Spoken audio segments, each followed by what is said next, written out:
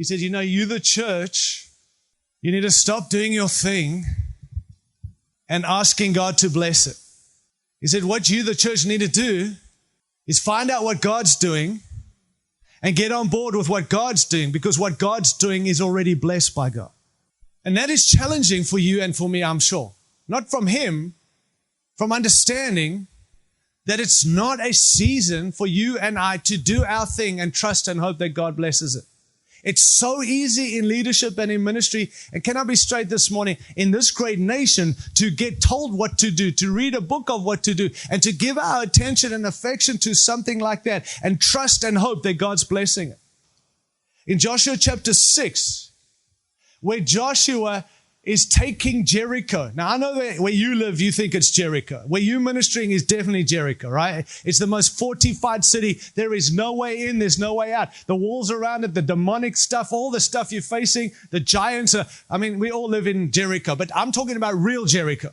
Jericho was a fortified city. If you do study in history, you realize there was no way in. The walls were so thick, they were so high, you couldn't get in and you couldn't get out. But whenever I've preached, I'm sure many of us have preached on Joshua 6 around Jericho, taking our city. And I remember growing up in the church, we've grown up. We used to walk around and blow the trumpet and pretend, do the whole Joshua. We've missed the point of the whole story. It's not about blowing a trumpet and marching around 7 times. We did it in the 70s and the 80s. We did it. Waiting for walls to fall. They didn't fall. Why? Because we missed the point. The point wasn't the walls falling because of the marching. The point was getting God's strategy for the season and for the place. But there's a few verses in Joshua 5 that have caught my attention again. And in the last few verses of Joshua 5, Joshua is now understanding that his call is to take Jericho. So his army's on one side, and he's out there, I guess, give me some leeway. He's out there praying, thinking about it, strategizing. How are we going to do this? What are we going to do? And it says that he encounters a man with a drawn sword. And so Joshua, being the leader of conviction and concern, walks up to this man, and this is what he says. Are you for us, or are you for them? Now, come on, guys, that's a reasonable question.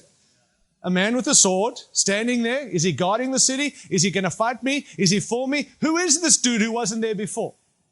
You see, right there, friends, is the danger in the question we ask that restricts the way we lead God's people into her glorious inheritance.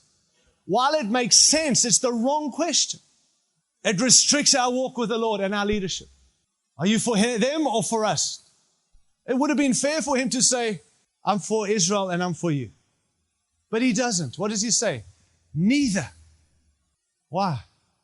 He says, I'm not here to take sides. I'm here to take over. This is not your battle. This is not your call. This is not your church. This is not your ministry.